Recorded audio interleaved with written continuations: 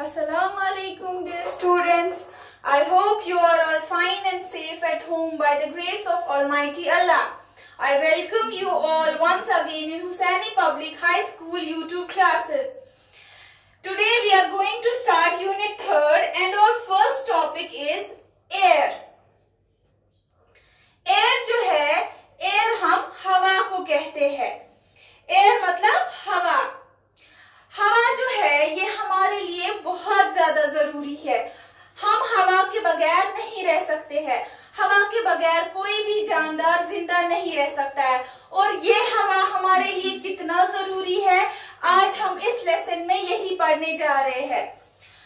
तो हम इसकी रीडिंग करते हैं, साथ साथ मैं आपको इसका मीनिंग भी समझाती जाऊंगी. We need air to breathe. So do plants and animals. Nothing can live without breathing. तो बच्चों, we need air to breathe. इसका मतलब हमें जो है हवा जो है बहुत जरूरी है सांस लेने के लिए. हम बिना सांस लिए नहीं रह सकते हैं. ऐसे ही हम हवा के बगैर नहीं रह सकते हैं. तो सेम बात है, जैसे हम हवा के बगैर नहीं रह सकते, कोई भी जानदार जो है वो हवा के बगैर नहीं रह सकता है. कोई भी लिविंग बीइंग जो है वो हवा के बगैर नहीं रह सकता है. हवा हर एक जानदार के लिए बहुत ज्यादा जरूरी है. Nothing can live without breathing. कोई भी हवा के बगैर नहीं रह सकता. Air everywhere. हवा जो है ये हर जगह है. हवा जो है ये everywhere है. We cannot see air or touch it. क्या आपने कभी हवा को देखा है? नहीं. क्या आपने कभी हवा को टच किया है? नहीं. ना हम हवा को देख सकते हैं और ना ही हम इसको टच कर सकते हैं. But it is all around us. लेकिन ये हमेशा हमारे इर्द गिर्द होती है. Any space that seems empty has air. Empty bottles and glasses, rooms, holes in the ground, the space between leaves and grass, everything has air.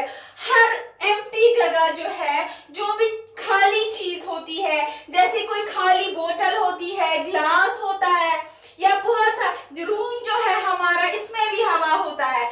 ऐसे ही holes जो है इसमें भी हवा होता है. जो स्पेस होती है लीव्स और ग्रास के बिटवीन, इन दोनों के दरमियान जो स्पेस होती है, इनमें भी हवा होता है. तो एयर जो है एवरीवेयर होता है. हवा जो है ये हर जगह होता है.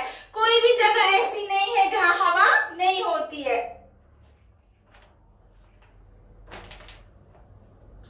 Even soil and water have air. That is how earthworms can breathe in the soil and fish can breathe in water. तो बच्चों, जो मिट्टी होती है, सॉइल हम मिट्टी को कहते हैं. सॉइल जो होती है और वाटर पानी जो होता है, पानी में भी हवा होती है और सॉइल में, मिट्टी में भी हवा होती है. ऐसे ही हम जो मिट्टी के अंदर, जो सॉइल के अंदर बहुत सारे जानवर रहते हैं, जैसे कि छोटे छोटे से कीड़े होते हैं, अर्थवर्म्स होते हैं. अगर सॉइल के अंदर हवा नहीं होती तो वो कैसे ब्रीथ करते, तो वो कैसे जिंदा रहते? इससे हमें क्या पता चलता है? सॉइल जो है मिट्टी के नीचे, इसके नीचे भी एयर होता है, इसके नीचे भी हवा होती है.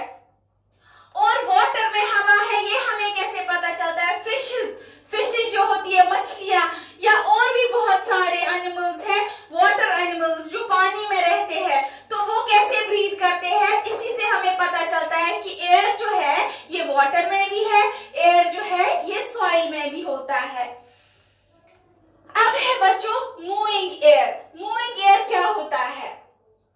Moving air is called wind. जो मूविंग एयर है उसको हम विंड कहते हैं. जो हवा जो चल रही होती है, इसको हम क्या कहते हैं?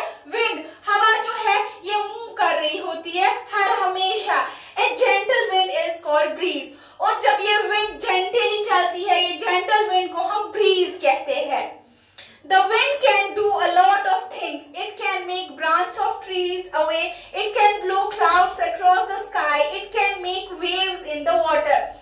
जो विंड है, जो तेज हवा होती है, जो विंड होती है, ये बहुत सारी चीजें कर सकती है. क्या क्या? जैसे कि जब तेज हवा चलती है तो हम देखते भी है, जब कभी बहुत ज्यादा तेज हवा चलती है तो क्या होता है? ट्रीज की जो ब्रांच है वो टूट के गिर जाती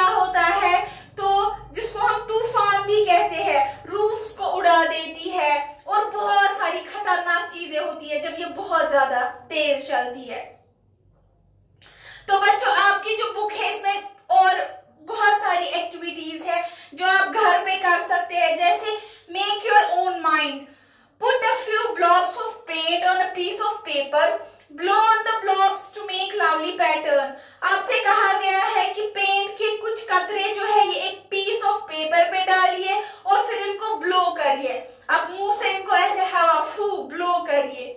blow hard over a mug of water, hold a competition with your friends to see who can make bigger waves.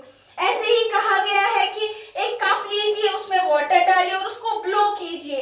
ऐसे ही साथ में एक फ्रेंड को रखिए और देखिए कि कौन ज्यादा वेव्स बनाता है।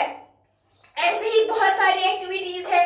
Put some small things like paper clips, erasers, bits of paper and so on a tray. How many of these can you move by blowing. तो आपसे कहा गया है और एक एक्टिविटी में कि कुछ छोटी छोटी चीजें जो है ये एक ट्रे पे रखिए, जैसे क्लिप्स है, इरेजर्स है, bits of paper. Bits of paper होते हैं पेपर के छोटे छोटे टुकड़े, और ऐसे ही बहुत सारी छोटी चीजें आप रख सकते हैं, उनको ब्लो कर सकते हैं और आप देखेंगे कि आप उनको कितना मूव करा सकते हैं।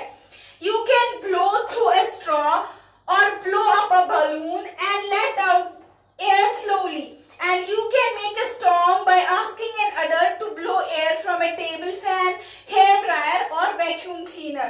तो बच्चों आप एक स्ट्रॉ जो है उसको ब्लो कर सकते हैं, या हम जब हवा भरते हैं बैलून में तो हम कैसे जो हवा है वो बैलून में कैसे भरते हैं उससे भी आपको पता चलेगा कि हम कैसे चीजों में हवा भरते हैं। और हम स्टॉर्म कैसे क्रिएट कर सकते हैं, जब हम किसी बड़े को बोलेंगे कि आप टेबल फैन जो है वो चलाइए, या हेयर ड्रायर से चीजों को ब्लो कीजिए, या वैक्यूम क्लीनर से चीजों को ब्लो कीजिए।